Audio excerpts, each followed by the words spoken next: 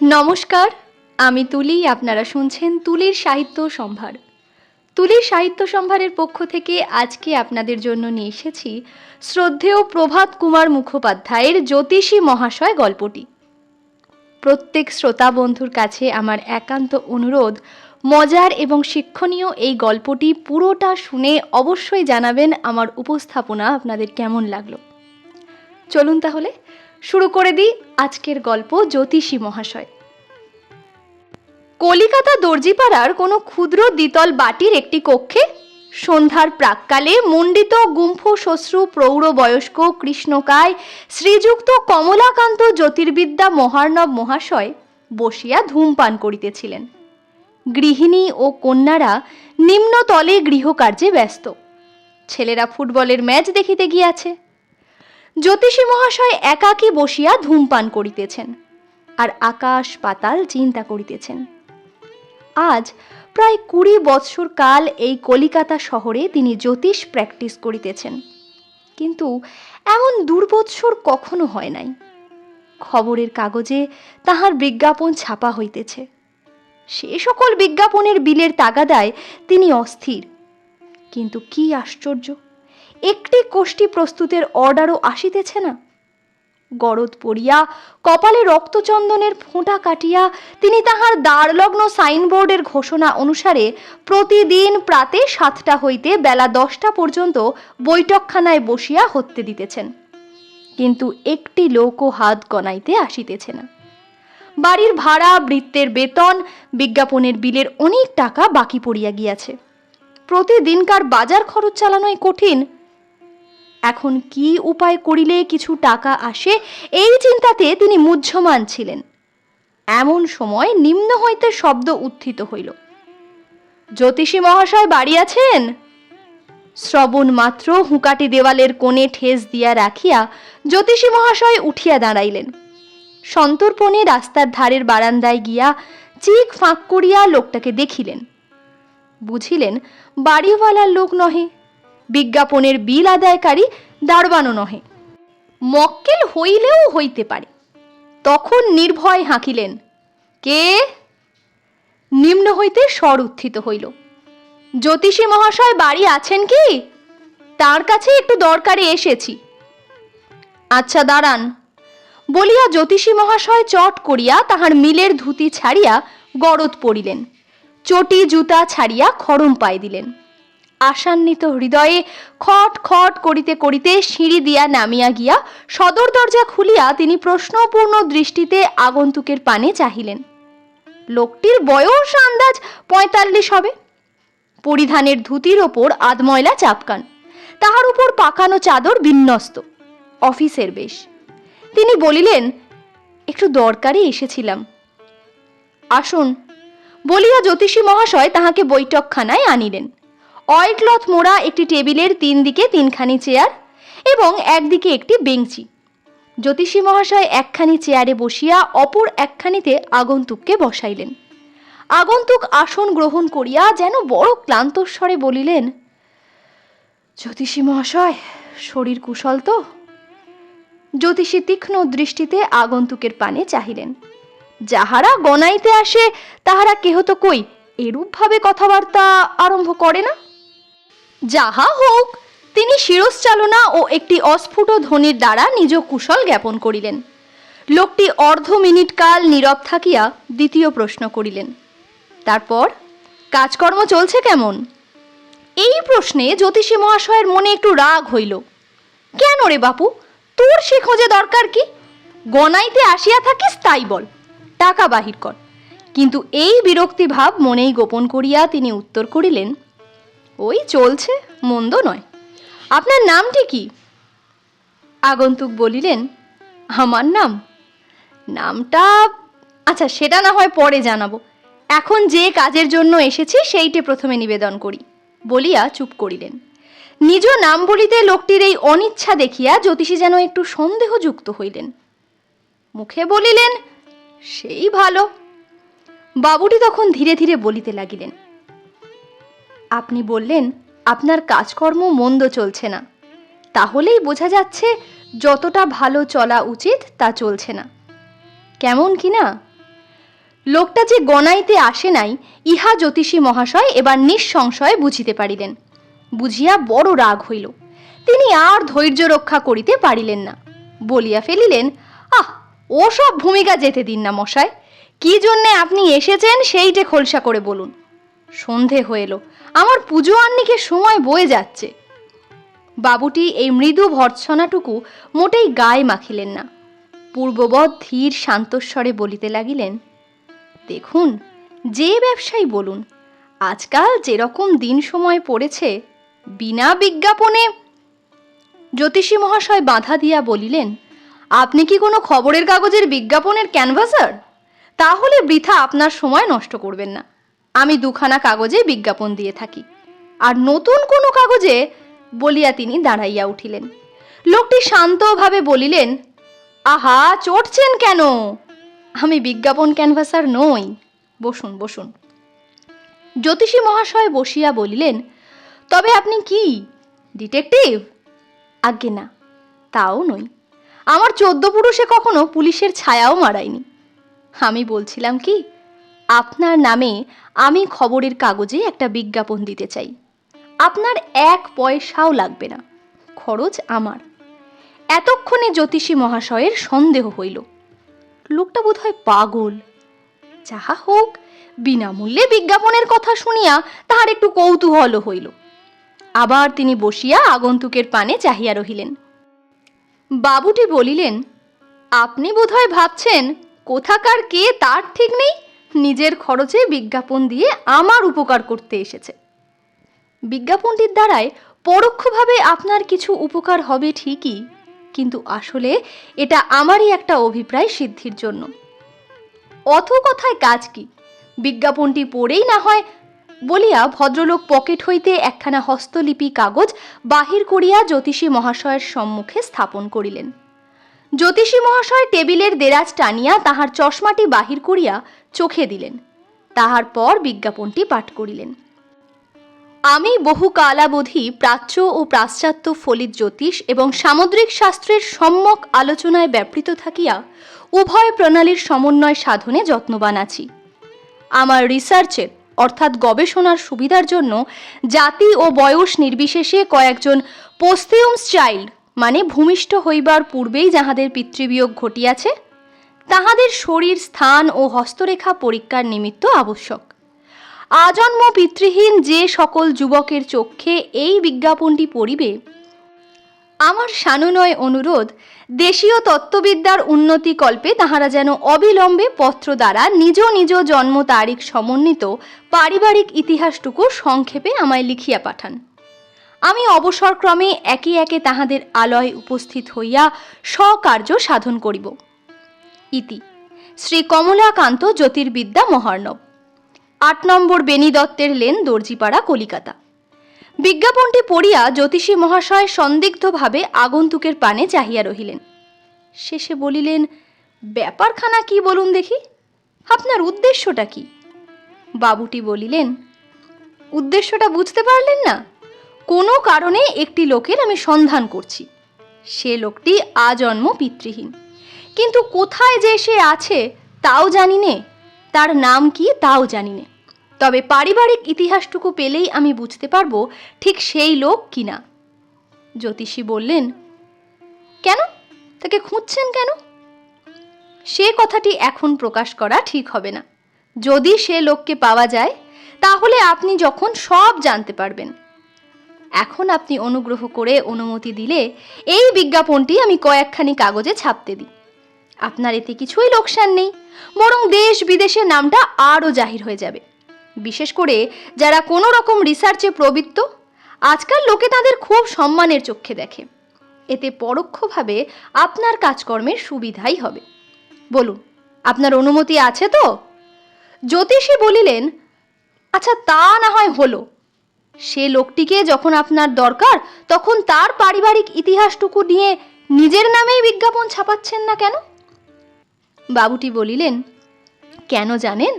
সে লোক যদি এখন বেঁচে না থাকে, অন্য কেউ যদি জাল সেজে এসে তার নাম নিয়ে ঠকাতে চেষ্টা করে, এর জন্যই আর কি। বলুন, আপনার অনুমতি আছে তো? জ্যোতিষী ক্ষণকাল কি ভাবিলেন, শেষে বলিলেন, অনুমতি দিতে পারি, কিন্তু বিজ্ঞাপনে আমি আরও 3-4 লাইন যোগ করে দিতে চাই। কি যোগ করবেন বলুন? জ্যোতিষী মহাশয় তখন কলম লইয়া বিজ্ঞাপনের শেষ ভাগে যোগ করিয়া দিলেন, নির্ভুল ও অকাট্য কোষ্ঠী প্রস্তুত করিবার পারিশ্রমিক 10 হইতে 50 মাত্র।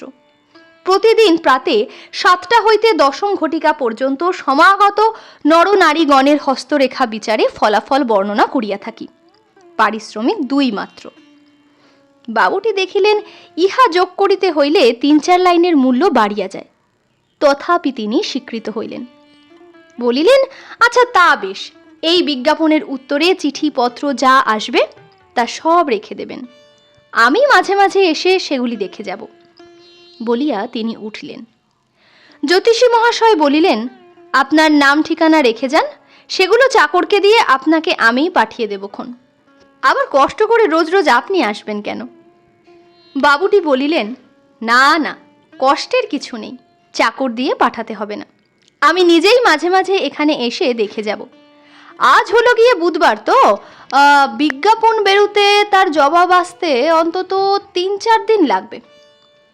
রবিবার এই সময় আমি আবার আসব। আচ্ছা, এখন উঠি তবে, প্রণাম।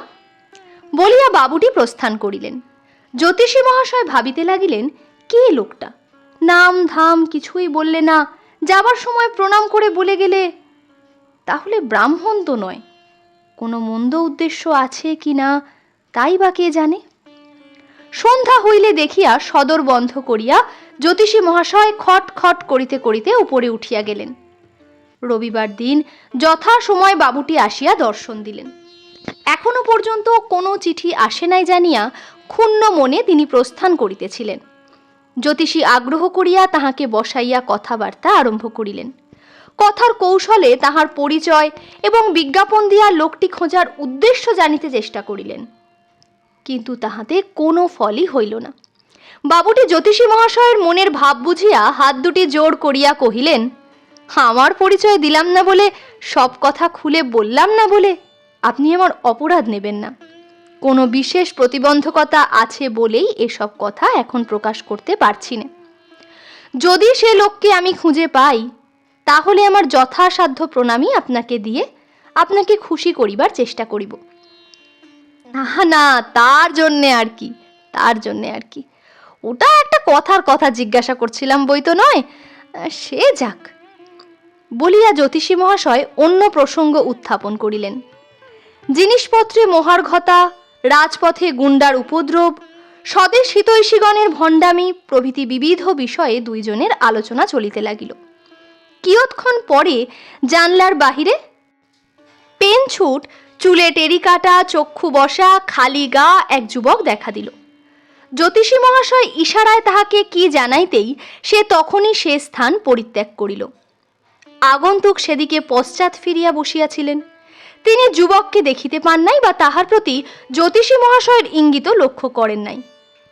অবশেষে সন্ধ্যা হয় দেখিয়া বাবুটি উঠিলেন। বলিলেন, আচ্ছা, তাহলে পরশু বিকেলে আর একবার খবর নিয়ে যাব। এখন আসি তাহলে, প্রণাম। জয় হস্তু বলিয়া জ্যোতিষী মহাশয় তাহার সঙ্গে সঙ্গে সদর দরজার বাহির হইয়া দাঁড়াইলেন। পূর্বোক্ত তেরিকাটা চক্ষু বসা যুবক রাস্তার অপর পারে পানের দোকানের নিকট দাঁড়াইয়া বিড়ি টানিতেছিল।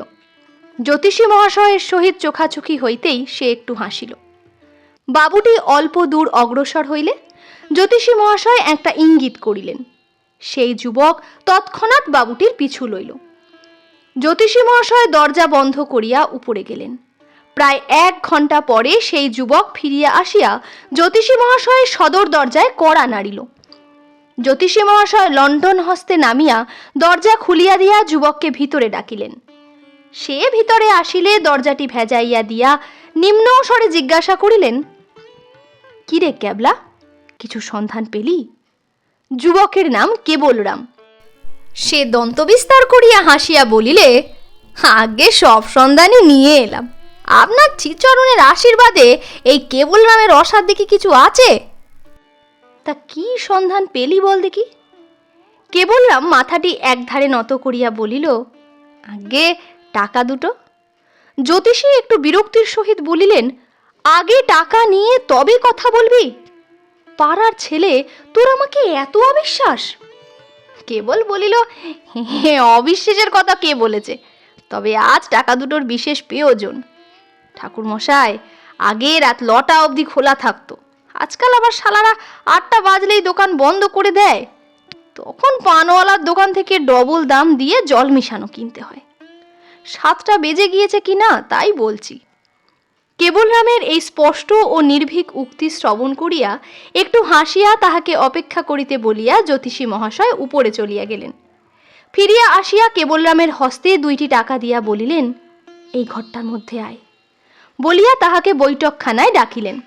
কেবলরাম টাকা 2টি টেকে গুজে নিয়ে বৈঠকখানা ঘরে প্রবেশ করিল। জ্যোতিষী মহাশয় লণ্ঠনটি টেবিলের উপর রাখিয়া চেয়ারে বসিয়া বলিলেন, কি জেনে এলি বল দেখি, খুব আস্তে আস্তে কথা কোষ। কেবল তাহার অতি নিকটে গিয়া দাঁড়াইয়া ফিসফিস করিয়া বলিল, তার নাম হরিহর মিত্তির, টুন্নি বাড়িতে চাকরি করে, 100 মাইনে পায়। শ্যামবাজারে 32 নং কালু ঘোষ লেনে থাকে। নিজের বাড়ি নয়, ভাড়া বাড়ি। যা যা জানতে চেয়েছিলেন দেখুন সব জেনে এসেছি।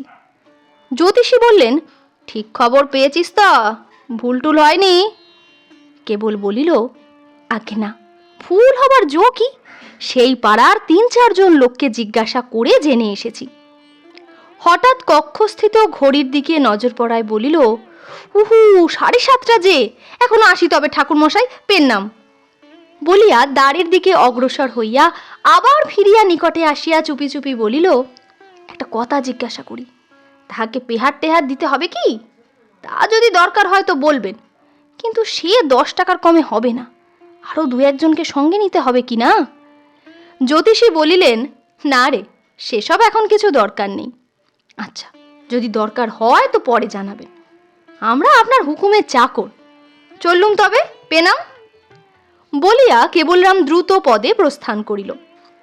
পরদিন অপরাহ্নকালে জ্যোতিষী মহাশয়ের গৃহিণী চৈতন্য লাইব্রেরির একখানা উপন্যাস হস্তে প্রবেশ করিয়া স্বামীকে নিভৃতে পাইয়া বলিলেন, হ্যাঁ গা, কাল থেকে যেন দেখছি সর্বদাই তুমি কেমন অন্যমনস্ক হয়ে থাকো, মনে মনে কি যেন ভাবছ, কি হয়েছে গা?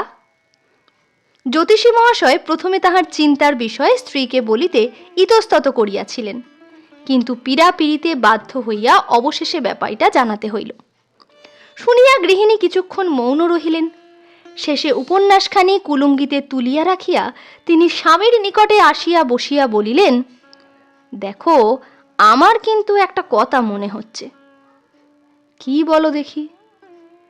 লোকটি তো অ্যাটর্নি অফিসের বড়বাবু। বড়বাবু কি না তা জানি নে, 100 টাকা মাইনে পায় তাই শুনেছি। আচ্ছা ধরো, যদি এই রকম হয়। জ্যোতিষী মহাশয় সৎসুখে তার স্ত্রীর মুখপানে চাহিয়া বলিলেন, কি রকম? স্ত্রী কহিলেন, এই মনে করো একজন লোক তার স্ত্রীর গর্ভাবস্থায় স্ত্রীকে বাড়িতে রেখে অর্থ উপার্জনের জন্য কোনো একটা দূর দেশে চলে গেল। সেখানে গিয়ে কোনো অভাবনীয় উপায়ে তার বিপুল অর্থ লাভ হলো। সেই অর্থ নিয়ে সে বাড়ি ফিরছে। পথে তার আসন্ন কাল উপস্থিত। সে হিসেব করে দেখলে তার সন্তান তখনও জন্মায়নি। কোনো সাধু বা সচ্চরিত্র বন্ধু লোকের কাছে টাকাগুলি সে গচ্ছিত রেখে বললে, আমি তো মরছি, আমার যে সন্তান সে এখনো তার মাতৃগর্ভেই আছে, সে যেন আমার এই টাকাগুলি পায়, তুমি তার ব্যবস্থা করো। এইরকম অনুরোধ করে টাকা গচ্ছিত রেখে লোকটি মরে গেল। সেই সাধু লোক বা বন্ধু লোক কার্যগতিকে অনেক দিন বাংলাদেশে আসতে পারেননি, এখন এসেছেন। অ্যাটর্নি বাবুর সাহায্যে সেই ছেলেকে আবিষ্কার করতেই তিনি চেষ্টা করছেন। তাকে পেলে টাকাগুলি তাকে দিয়ে তিনি আবার স্বদেশে ফিরে যাবেন। জ্যোতিষী মহাশয় অবাক হইয়া কিয়ৎক্ষণ স্ত্রীর মুখপানে চাহিয়া রহিলেন। শেষে বলিলেন, গিন্নি, কি বুদ্ধি তোমার! অন্ধকারে অন্ধকারে ঠিক বোঝা যাচ্ছে না, কিন্তু তবু বোধ হচ্ছে ঠিক জায়গাটাতে না হোক তার অনেকটা কাছাকাছি তুমি পৌঁছেছ। কিন্তু একটা কথা থেকে যাচ্ছে যে। কি কথা? তা হলো সে বন্ধু বা সাধু লোক ছেলের বাপের নাম কি, তার বাড়ি কোথায়, এ সবই তো জানতো, সেই গ্রামে গিয়েই সে খোঁজ নিত, অ্যাটর্নির শরণাপন্ন হবে কেন? হরিহর তো বললে সে কোথায় আছে তারা তাও জানে না। গৃহিণী বলিলেন, এত বছর পরে সেই বাবুটির নাম, তার গ্রামটির নাম বন্ধুলোক যদি ভুলে গিয়ে থাকেন? সম্ভবত সে বন্ধুটি নিজে বাঙালি নন, সুতরাং বাঙালির নাম, বাংলা গ্রামের নাম মনে রাখা তার পক্ষে কঠিন নয় কি? তা বটে বলিয়া জ্যোতিষী মহাশয় অবনত মুখে চিন্তা করিতে লাগিলেন। অল্পক্ষণ পরে গৃহিণী বলিলেন, কিংবা বলিয়া তিনি চুপ করিলেন। জ্যোতিষী জিজ্ঞাসা করিলেন, কিংবা কি? কিংবা ধরো বাংলাদেশের কোনো রাজা বা জমিদার লোক অবিবাহিত ছদ্মবেশে দেশভ্রমণে বেরিয়েছেন, কোনো দূর জেলার পল্লী গ্রামে গিয়ে স্বজাতিয়া একটি সুন্দরী মেয়ে দেখে তাকে বিবাহ করে কিছুদিন সেইখানেই বাস করছিলেন। ক্রমে জানতে পারলেন তার স্ত্রী সন্তান সম্ভবা হয়েছে। তখন তিনি মনে ভাবলেন, দেশে ফিরে যাই, আত্মীয় স্বজনকে এ বিবাহের কথা জানাই, তারপর ফিরে এসে স্ত্রীকে বাড়িতে নিয়ে যাব। কিন্তু পথে কিংবা বাড়ি পৌঁছেই তার মৃত্যু হলো। এদিকে তার স্ত্রীও জানে না যে তার স্বামী কে, কোথাকার রাজা বা জমিদার। সুতরাং স্বামী ফিরে না আসাতে সে সেইখানে পড়ে পড়েই হা হুতাশ করতে থাকলো। এদিকে বহুকাল পরে সেই রাজা বা জমিদারের ভাই কিংবা ভাইপো, দাদা কিংবা খুড়োর বাক্স থেকে পুরনো কাগজপত্র বের করে পড়তে পড়তে আসল ব্যাপারটা জানতে পেরেছে। তখন সে শিউরে উঠেছে, হ্যাঁ, এ কি, কার বিষয় এতদিন আমি ভোগ করছি? সেই গর্ভে দাদার যদি ছেলে হয়ে থাকে তাহলে সেই তো এই সম্পত্তির আসল মালিক। অথচ সে কাগজপত্র থেকে দাদার শ্বশুর বাড়ির ঠিকানা সে আবিষ্কার করতে পারেনি, তাই কলকাতায় এসে অ্যাটর্নির শরণাপন্ন হয়েছে। আর অ্যাটর্নি ওই বিজ্ঞাপনের কৌশল খাটিয়ে তার হেড বাবুকে তোমার কাছে পাঠিয়েছিল। শুনিয়া জ্যোতিষী মহাশয় প্রশংসমান নেত্রে স্ত্রীর মুখের দিকে চাহিয়া বলিলেন, দেখো, প্রথমে তুমি যেটা বলেছিলে তার চেয়ে এইটাই আমার বেশি সম্ভব বলে মনে হচ্ছে। কি বুদ্ধি তোমার! এ যেন একেবারে আস্ত উপন্যাসের মতো শোনাচ্ছে। আচ্ছা, এত উপন্যাস তো তুমি পড়লে, একখানা লেখো না কেন? গৃহিণী মনে মনে খুশি হইলেন, কিন্তু মুখে বলিলেন, যাও যাও, আর ঠাট্টা করতে হবে না। আচ্ছা, তুমিও কিছু একটা ভাবছিলে তো, তা তুমি কি ভাবছিলে শুনি? জ্যোতিষী বলিলেন, আমি অ্যাটর্নির কথা শুনে পর্যন্ত একটা উইল টুইলের ব্যাপারের মধ্যে কিছু আছে এইটাই ভাবছিলাম। গৃহিণী বলিলেন, একটা উইল টুইল ঘটিতই হোক আর যাই হোক, একটা সম্পত্তির ব্যাপার এর ভিতরে যে আছে তা নিশ্চিত। নইলে দেখছো না, পাছে সে লোক মরে গিয়ে থাকে আর অন্য কেউ জাল সেজে এসে দাঁড়ায়, সে বিষয়ে এত সাবধান হওয়ার কি দরকার? নিশ্চয়ই 10-20 লাখ টাকা এর ভিতরে আছে। জ্যোতিষী বলিলেন, আমারও তাই মনে হয়। সন্ধ্যা সমাগত দেখিয়া গৃহিণী গৃহকার্যের জন্য এবং জ্যোতিষী মহাশয় সন্ধ্যা বন্দনার জন্য প্রস্তুত হইতে গেলেন। মঙ্গলবার হরিহরবাবু আসিয়া দেখিলেন একখানি মাত্র পত্র আসিয়াছে। তিনি সেখানে পাঠ করিয়া তাহা ছিঁড়িয়া ফেলিলেন। জ্যোতিষী মহাশয় জিজ্ঞাসা করিলেন, কি হলো, এ নয়? কোন দেশে সে আছে তার বিজ্ঞাপনটি চালাচ্ছেন তো? কিছুদিন ধরে বিজ্ঞাপনটা চললে ক্রমে তার চোখে পড়বেই পড়বে। বিজ্ঞাপনটি আরো কিছুদিন চলুক। হ্যাঁ, তা তো চালাতেই হবে, পরশু আবার আসব বলিয়া তিনি প্রস্থান করিলেন। জ্যোতিষী মহাশয় যে বিজ্ঞাপনটি চালাইবার জন্য উৎসুক হইয়াছেন, তাহার কারণ আজন্ম পিতৃহীনের পত্র যত আসুক আর নাই আসুক, এই বিজ্ঞাপনগুলির ফলে কোষ্ঠী প্রস্তুতের অর্ডার কিছু কিছু আসিতে আরম্ভ হইয়াছে। আজকাল তিনি উদয়াস্ত পরিশ্রমে সেগুলি প্রস্তুত করিয়া একে একে ভিপি করিতেছেন। বৃহস্পতিবার ডাকে আর একজন আজন্ম পিতৃহীনের পত্র আসিল। পূর্বপত্রখানি হরিহরবাবু ছিঁড়িয়া ফেলাতে জ্যোতিষী মহাশয় এই পত্র গোপনে নকল করিয়া লইয়া মূল পত্র হরিহরবাবুর জন্য রাখিয়া দিলেন। সন্ধ্যাবেলা আসিয়া সে পত্রখানি পাঠ করিয়া হরিহরবাবু অত্যন্ত খুশি হইয়া উঠিলেন। বলিলেন, ঠাকুর, আপনার আশীর্বাদে ঠিক লোকটি পেয়েছি এবার। এতদিনে আমার চেষ্টা সফল হলো বলিয়া ভদ্রলোক জ্যোতিষী মহাশয়ের টেবিলের উপর 5 টাকার একখানি নোট প্রণামী স্বরূপ অর্পণ করিয়া হাসি মুখে প্রস্থান করিলেন। জ্যোতিষী মহাশয় দেরাজের গুপ্ত স্থান হইতে নকলটি বাহির করিয়া একবার তাহা পাঠ করিলেন। তারপর সেখানে হাতে লইয়া উপরে গিয়া ডাকিলেন, ওগো, একটা কথা শুনে যাও। গৃহিণী আসিয়া দাঁড়াইতেই চুপি চুপি বলিলেন, হরিহর যাকে খুঁজছিল তার চিঠি এতদিনে এসেছে, এই দেখো।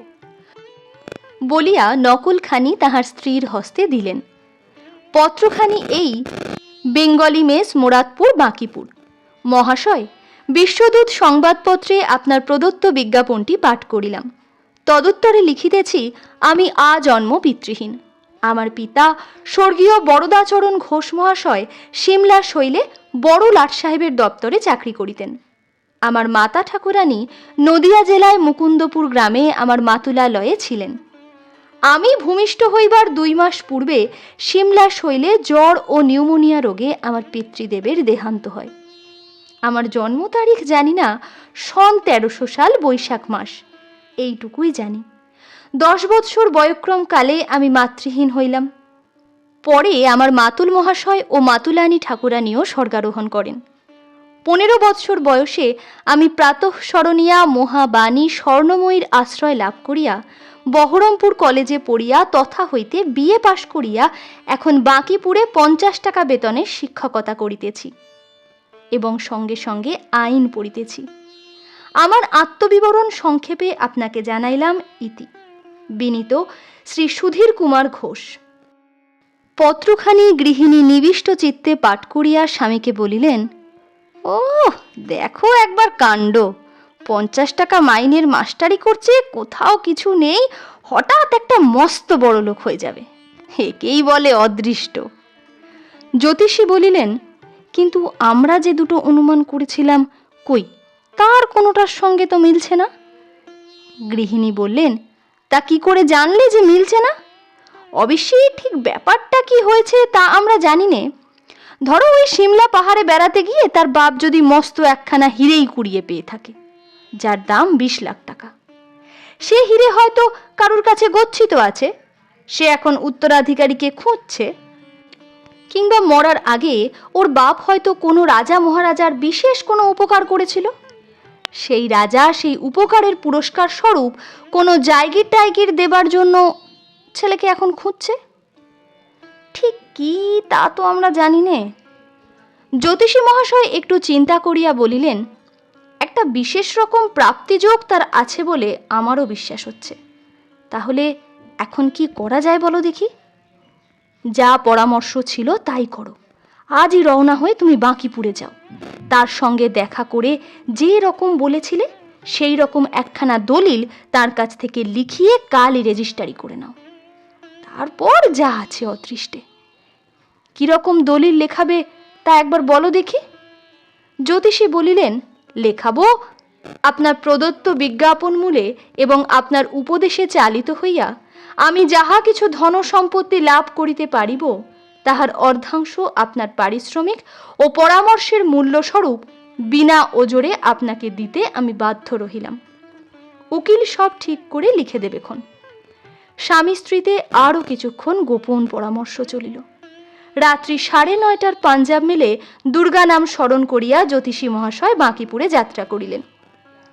পরদিন প্রাতে একটি ক্যাম্বিসের ব্যাগ হাতে করিয়া জ্যোতিষী মহাশয় পদব্রজে বাঁকিপুর শহরের মধ্যে প্রবেশ করিলেন। মোরাদপুরে গিয়ে বেঙ্গলি মেস অন্বেষণ করিলেন, কিন্তু প্রথমেই পথচারী কেহই তাহার সন্ধান বলিতে পারিল না। অবশেষে একজন বাঙালি বাবু বলিলেন, ও বুঝেছি, কাউলজ, আচ্ছা আসুন দেখিয়ে দিচ্ছি। নির্দিষ্ট স্থানে নীত হইয়া জ্যোতিষী মহাশয় দেখিলেন মেষবাড়িটির সম্মুখে খানিকটা খোলা জায়গায় বিস্তর গরু বাঁধা রহিয়াছে। পথপ্রদর্শক বাবুটি বলিলেন, ওইটি বেঙ্গলি মেষ, তবে ওই গরুগুলো সামনে থাকার জন্য লোকে এটাকে কাউলজ বলে। যান, ওই যে দরজা দেখা যাচ্ছে। বলিয়া বাবুটি প্রস্থান করিলেন। জ্যোতিষী মহাশয় সাবধানে গরুর ভিড় ঠেলিয়া সদর দরজায় দাঁড়াইয়া দেখিলেন নিম্নতলের বারান্দায় 2-3 জন বাবু চলাফেরা করিতেছেন। তখন তিনি ভিতরে প্রবেশ করিয়া জিজ্ঞাসা করিলেন, মশাই, সুধীরবাবু এখানে আছেন কি? বাবুরা বলিলেন, ছাদে ওই তেতলার ঘরে আছেন, ওই সিঁড়ি দিয়ে উঠে যান। জ্যোতিষী মহাশয় তেতলায় উঠিয়া দেখিলেন তথায় একখানি মাত্র ঘর, বাকি সমস্ত ছাদ। সুধীর তখন নিদ্রাভঙ্গে শয্যা ত্যাগ করিয়া মুখ হাত ধুইতে যাইবার আয়োজন স্বরূপ নিজ তক্তাপোষে বসিয়া সিগারেট সেবন করিতেছিলেন। বাবাজি, তুমি সুধীর কুমার বলিয়া ব্রাহ্মণ পণ্ডিত বেশী প্রবীণ ভদ্রলোকটিকে প্রবেশ করিতে দেখিয়া সুধীর তাড়াতাড়ি সিগারেটটি লুকাইয়া ফেলিয়া তক্তাপোষ হইতে নামিয়া জিজ্ঞাসা করিল, আগে আপনার কোথা থেকে আসা হচ্ছে? প্রশ্নের উত্তর দিয়া জ্যোতিষী মহাশয় বলিলেন, বাবাজি, তুমি মুখ হাত ধুয়ে এসো, তোমার সঙ্গে আমার কিছু বিশেষ কথা আছে। এ ঘরে কি তুমি একাই থাকো? বলিয়া কক্ষটির উপরের দিকে চাহিয়া দেখিলেন আর একখানি তক্তাপোষে কম্বলে ঢাকা বিছানা গুটানো রইয়াছে। সুধীর বলিল, আপাতত একাই বটে, আর একজন থাকেন, তিনি সম্প্রতি বাড়ি গেছেন। তোমার স্কুল কখন? 10:30 থেকে। আর ল কলেজ বেলা 4টে থেকে 5টা। বলিয়া সুধীর সবিস্ময়ে আগন্তুকের পানে চাহিয়া রহিল। ভাবিতে লাগিল, লোকটি বা কে? আমার সকল খবর জানিলই বা কোথা হইতে? বিবাহের ঘটক নাকি? জিজ্ঞাসা করিল, মহাশয়ের নামটা কি? জ্যোতিষী মহাশয় বলিলেন, বাপু, তুমি মুখ হাত ধুয়ে এসো, পরে সে সমস্তই জানতে পারবে। আচ্ছা, আপনি বসুন তাহলে, বলিয়া সুধীর বাহির হইয়া গেল। জ্যোতিষী মহাশয় তখন সেই তক্তাপোষের উপর জাঁকিয়া বসিলেন। কিছুক্ষণ পরে সুধীর ফিরিয়া আসিয়া জিজ্ঞাসা করিল, আপনি কি মুখ হাত ধোবেন? না, আমি সব স্টেশন থেকে সেরে এসেছি। আর আপনার স্নানাহার? সেটা এইখানে করতে পারলেই ভালো হয়। সেসব হবে খন, বসো দেখি, সব কথা আগে তোমায় বলি। সুধীর উপবেশন করিলে জ্যোতিষী মহাশয় তাহার ব্যাগ খুলিয়া একখানি খবরের কাগজ বাহির করিয়া পূর্বোক্ত বিজ্ঞাপনটি দেখাইয়া বলিলেন, আমি কাগজে কাগজে এই বিজ্ঞাপন দিয়েছিলাম, আর তুমি পড়ে আমায় যে পত্রখানি লিখেছিলে এই তার নকল। বলিয়া নকলখানিও সুধীরের হস্তে দিলেন। দেখিয়া সুধীর বলিল, ওহ, বুঝেছি, আপনি হস্তরেখা টেখা দেখতে এসেছেন। সুধীর হাত বাড়াইয়া দিল। তোমার জ্যোতিষী মহাশয় ব্যাগ হইতে চশমা বাহির করিয়া চক্ষুতে দিয়া কিছুক্ষণ ধরে বিশেষ মনোযোগের ভান করিয়া সুধীরের করাঙ্ক পরীক্ষা করিলেন। শেষে বলিলেন, যা গণনা করেছিলাম ভুল হয়নি, সমস্ত ঠিকই মিলে যাচ্ছে। সুধীর সবিস্ময়ে জিজ্ঞাসা করিল, কি মিলে যাচ্ছে? প্রাচ্য আর পাশ্চাত্য? জ্যোতিষী হাসিয়া বলিলেন, না হে না, সেসব কিছু নয়। হে প্রাচ্য পাশ্চাত্যের রিসার্চ ফিসার্চ নয়, বিজ্ঞাপনের ও সমস্তই বাজে কথা। আসল কথা তোমায় বলি, শোনো। আমি গণনায় জানতে পেরেছিলাম যে সম্প্রতি কোনো আজন্ম পিতৃহীন যুবকের একটা বিশেষ রকম প্রাপ্তিযোগ আছে, কিছু ধনরত্ন সে পাবে। সে যুবকটি যে কে তাই আবিষ্কার করবার জন্য আমি ওই বিজ্ঞাপনটি ছাপিয়েছিলাম। তোমার জন্মসন ও মাস তোমার চিঠিতে পেয়ে বুঝলাম যে সে ভাগ্যবান যুবা তুমি। তোমার কররেখাতেও সেই তথ্য মিলে যাচ্ছে। যুবক বলিল, তা কবে আমার প্রাপ্তিযোগ ঘটবে? কি পাবো? জ্যোতিষী বলিলেন, ঠিক কবে তা বলতে পারি না বাবাজি, তবে অধিক বিলম্ব নেই। আর কত তাও শাস্ত্রে লেখে না, 10 টাকাও হতে পারে, 10 লাখও হতে পারে। তবে ধনরত্ন প্রাপ্তিযোগটা ধ্রুব, কিন্তু তার জন্যে একটি বিশেষ কষ্টসাধ্য দৈব কর্ম করা আবশ্যক, এবং সেই দৈব কর্মটি আমি ছাড়া অপর কারুর দ্বারা হবে না। কথাটা শুনিয়া সুধীর কয়েক মুহূর্ত স্তব্ধ হইয়া বসিয়া রহিল। শেষে তাহার মুখে একটা ব্যঙ্গপূর্ণ হাসি ফুটিয়া উঠিল। জ্যোতিষী মহাশয় তাহা লক্ষ্য করিয়া বলিলেন, বাবাজি, ভাবছ বামনা এই বলে ভুজুং দিয়ে দৈবকর্ম করার নাম করে কিছু টাকা ফাঁকি দিয়ে নেবার মতলবে এসেছে। তা নয় বাবাজি, কি মতলবে আমি এসেছি তা বলি শোনো। আমি কলির ব্রাহ্মণ, লোভটা পুরো মাত্রাতেই আমার আছে। তুমি আমার সহায়তায় যা কিছু ধনরত্ন লাভ করবে তার অর্ধেক আমায় দেবে, এই অঙ্গীকার করে যদি তুমি রীতিমতো দলিল লিখে রেজিস্ট্রি করে দাও তবেই আমি সেই দৈব কর্মটি করব, নচেত নয়। এই জন্যই গাড়ি ভাড়া খরচ করে এত দূরে এসেছি। ব্যাস, সমস্ত খোলাখুলি তোমায় বলে দিলাম। সুধীর অবাক হইয়া জ্যোতিষীর মুখপানে চাহিয়া রহিল। জ্যোতিষী বলিলেন, ভেবে দেখো কথাটা।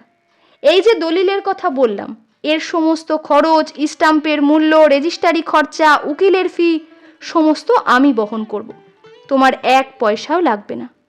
যদি আমার গণনায় কিছু সত্য না থাকে, দৈবকর্মের কিছু শক্তি না থাকে, তোমার তাতে সিকি পয়সাও লোকসান নেই। কিন্তু যদি থাকে, আমার পারিশ্রমিক স্বরূপই বলো আর গুণের পুরস্কার স্বরূপই বলো, যা পাবে তার অর্ধেক আমায় দেবে। যদি 10 টাকা পাও 5 টাকা আমায় দিও, আর যদি 10 লাখ পাও 5 লাখ দিও। সুধীর বলল, 5 লাখ? জ্যোতিষী হাসিয়া বলিলেন, কি ছেলে মানুষ তুমি! যখন আমার বিনা সাহায্যে তুমি মোটেই কিছু পাচ্ছ না, তখন তুমি অর্ধেক হোক, সিকি হোক, যা পাবে তা তো তোমারই লাভ। কথাটা ভেবে দেখো। সুধীর কথাটা ভাবিয়া দেখিয়া জ্যোতিষী মহাশয়ের যুক্তির সারবত্তা স্বীকার করিতে বাধ্য হইল। শেষে বলিল, আচ্ছা, টাকা যা পাবো তার অর্ধেক না হয় আপনাকে দিলাম। আপনি বলছেন ধনরত্ন, যদি একটা রত্ন পাই, তার অর্ধেক আপনাকে ভেঙে কি করে দেব? তার উচিত মূল্যের অর্ধেক আমায় দেবে। সেসব কথা দলিলে স্পষ্ট করেই লেখা থাকবে। সুধীর জিজ্ঞাসা করিল, লেখাপড়া কোথায় হবে? জ্যোতিষী উত্তর করিলেন, যে কোনো একজন ভালো উকিলের বাড়িতে। বড় রাস্তার মোড়ে যে একজন বাঙালি উকিলের সাইনবোর্ড দেখে এলাম, উনি কেমন? সুধীর বলিল, ও কেশববাবু, ভালো উকিল। তবে বাবাজি, যদি রাজি থাকো এখনই ওঠো, চলো কেশববাবুর বাড়ি যাই, আর বিলম্ব নয়। আর রাজি যদি না থাকো তো বলো, আমি বিদায় নিই। বলিয়া জ্যোতিষী মহাশয় ব্যাগ হস্তে উঠিয়া দাঁড়াইলেন। সুধীরও উঠিয়া দাঁড়াইয়া বলিল, চলুন, আমি রাজি। এই সময় ভৃত্য সুধীরের চায়ের পেয়ালা হস্তে প্রবেশ করিল। সুধীর মুখ পুড়াইয়া সেই গরম চা এক নিঃশ্বাসে পান করিয়া জ্যোতিষী মহাশয়ের সহিত উকিল বাড়ি গেল। সেই দিন অপরাহ্নের ট্রেনে রেজিস্ট্রারি দলিলখানি ব্যাগে ভরিয়া জ্যোতিষী মহাশয় কলিকাতা রওনা হইলেন। যাইবার সময় সুধীরকে নিজ যজ্ঞোপবীত স্পর্শ করাইয়া শপথ করিয়া লইলেন যে প্রাপ্তিযোগটি সফল হইবা মাত্রই সে স্বতঃপ্রণোদিত হইয়া জ্যোতিষী মহাশয়কে সে সংবাদ প্রদান করিবে। কলিকাতায় ফিরিয়া জ্যোতিষী মহাশয় গৃহিণীকে সকল সংবাদ জানাইলেন এবং আশান্বিত হৃদয়ে উভয় দিন যাপন করিতে লাগিলেন।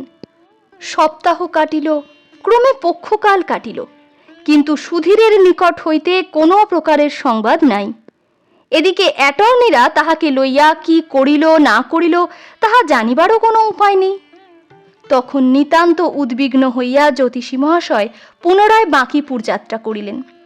বেঙ্গলি মেসে গিয়া শুনিলেন সপ্তাহখানেক হইল স্কুলের চাকরিতে ইস্তফা দিয়া সুধীর চলিয়া গিয়াছে। কোথায় যাইতেছে তাহা কাহাকেও কিচ্ছু বলিয়া যায় নাই। কলিকাতায় ফিরিয়া আসিয়া কর্তা গৃহিণীতে আলোচনা করিয়া স্থির করিলেন যে রাজা জায়গির দিবে, সেই রাজার নিকটেই সুধীর বোধহয় গমন করিয়াছে। গৃহিণী বলিলেন, শেষে কি ফাঁকি দেবে আমাদের? জ্যোতিষী বিমর্ষভাবে বলিলেন, পইতে ছুঁয়ে শপথ করিয়ে নিয়েছি, ফাঁকি দেন তো নরকে পচে মরবেন। গৃহিণী বলিলেন, তাতে তো আমাদের ভারী লাভ। আচ্ছা, এই দুবার বাঁকিপুর যাতায়াতে দলিল টলিলে তোমার মোট কত খরচ হলো? জ্যোতিষী বলিলেন, সেই হিসেবেই সেদিন দেখছিলাম 40 টাকা খরচ হয়েছে। গৃহিণী বলিলেন, ওই 40 টাকা জলে গেল। আরও 1 সপ্তাহ কাটিল। সেদিনও অপরাহ্নে জ্যোতিষী মহাশয় দ্বিতলের সেই কক্ষটিতে বসিয়া আপন মনে ধূমপান করিতেছিলেন। এমন সময় নিম্ন হইতে শব্দ উঠিল, জ্যোতিষী মশায়, জ্যোতিষী মশায়। বারান্দায় গিয়া চিক ফাঁক করিয়া জ্যোতিষী মহাশয় দেখিলেন সুধীর, কিন্তু সে তো মোটরে করিয়া কিংবা ল্যান্ডো হাঁকাইয়া আসে নাই, সাধারণ গৃহস্থের সাজে পদব্রজে আসিয়াছে। দেখিয়া জ্যোতিষী মহাশয়ের বুকটা দমিয়া গেল। জ্যোতিষী মহাশয় ভগ্ন মনে নামিয়া গেলেন, দ্বার খুলিয়া বলিলেন, এই যে সুধীর বাবাজি, এত দিনে মনে পড়ল?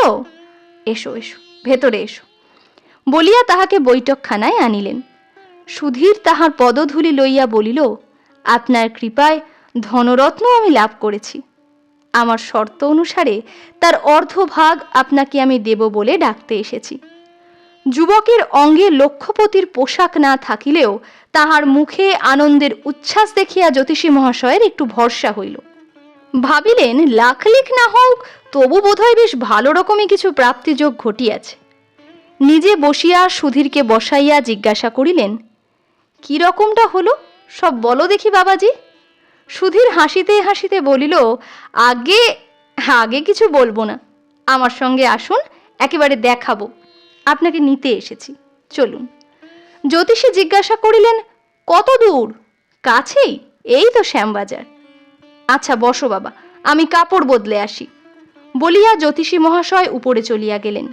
কি ধনরত্ন সুধীর লাভ করিয়াছে, যাহার অর্ধেক তিনি এখনই পাইবেন, তাহা জানিবার জন্য ব্রাহ্মণ এতই উৎকণ্ঠিত হইয়াছিলেন যে স্ত্রীকে পর্যন্ত সংবাদটা জানাইয়া আসিবারও তার অবসর হইল না। যুবকের সহিত শ্যামবাজারে আসিয়া তিনি দেখিলেন যে ইহা তো সেই হরিহর মিত্রেরই ঠিকানা, ৩২ নং কালু ঘোষের লেন। সুধীর বৈঠকখানায় লইয়া গিয়া তাহাকে বসাইল। সেখানে তখন আর কেহই ছিল না। তাহাকে বসাইয়া পার্শ্বদ্বারের পর্দা সরাইয়া সুধীর বাড়ির ভেতর চলিয়া গেল। ক্ষণকাল পরে ফিরিয়া আসিয়া বলিল, জ্যোতিষী মহাশয়, আপনার কৃপায় আমি নগদ ১০১ টাকা পেয়েছি, এই নিন আপনার ভাগ। বলিয়া ১০ টাকার ৫খানি নোট এবং একটি রূপোর আধুলি সে জ্যোতিষী মহাশয়ের পায়ের কাছে রাখিয়া বলিল, নগদ এই, আর পেয়েছি একটি রত্ন। ওগো এসো। বলিতেই পর্দা সরাইয়া ১৪-১৫ বৎসরের একটি সুন্দরী মেয়ে একখানি আসমানি রঙের শাড়ি পরিয়া সভয়ের পদক্ষেপে অবনত বদনে প্রবেশ করিল। সুধীর হাত ধরিয়া তাহাকে কাছে টানিয়া আনিয়া বলিল, আর এই স্ত্রী রত্ন। বলিয়া যুগলে জ্যোতিষী মহাশয়কে প্রণাম করিল। তাহার পর হাসতে হাসতে বলিল, রত্ন অবিভাজ্য, মূল্যের অর্ধাংশ আপনার প্রাপ্য হলেও কোনো উপায় নেই, কারণ আমার এই রত্নটি অমূল্য। বলিয়া সুধীর হাসিতে লাগিল। জ্যোতিষী মহাশয় মুহূর্ত মধ্যে ব্যাপারটা অনুমান করিয়া লইলেন। সুধীরের দেওয়া ৫খানি নোট হইতে একখানি তুলিয়া লইয়া মেয়েটির হাতে দিয়া আশীর্বাদ করিয়া বলিলেন, আচ্ছা, তা বেশ হয়েছে, বেশ হয়েছে, বেঁচে থাকো মা, সুখে থাকো। মেয়েটি কার হে সুধীর? বধূকে প্রস্থান করিতে ইঙ্গিত করিয়া সুধীর তক্তাপোষের উপর বসিয়া বলিল, এটি হরিহরবাবুরই মেয়ে। হয়েছে কি জানেন, আমার বাবা আর হরিহরবাবু এরা বাল্য বন্ধু ছিলেন, একসঙ্গে পড়তেন। তাহারা পাঠোদ্দশাতেই আমোদ করে পরস্পরের বেহাই সম্বন্ধ পাতিয়েছিলেন। আমি যখন মাতৃগর্ভে, তখনও বাবা সিমলা থেকে হরিহরবাবুকে চিঠি লিখেছিলেন, আমার যদি ছেলে হয় তবে সে তোমার জামাই হয়েই রইল। তারপর বাবা তো মারা গেলেন। হরিহরবাবু প্রথম প্রথম আমার মায়ের খোঁজখবর নিয়েছিলেন, তারপর সেসব আর হয়নি। ক্রমেই তার ছেলে মেয়ে হতে লাগলো। ১০০ টাকা মাইনের চাকরি, কলকাতা শহরের খরচ বুঝতেই তো পারছেন। তার উপর এর পূর্বে ২টি মেয়ের বিয়ে দিয়েছেন, এইটি তৃতীয় এবং শেষ মেয়ে। মেয়েটি বড় হইল, মনের মতো পাত্রের দর ওঠে ৫,০০০, ১০,০০০, অথচ এদিকে ১ পয়সাও সঞ্চয় নেই। তখন সেই বাল্য ও যৌবনের কথা তার মনে পড়ল। আমি যদি বেঁচে থাকি কোথায় আছি তা তিনি জানেন না, আর লেখাপড়া শিখে ভদ্রভাবে আছি না চোরগুন্ডা হয়েছি তাও তিনি জানেন না। তাই ওই কৌশল করে আপনার নামে বিজ্ঞাপন ছাপিয়েছিলেন।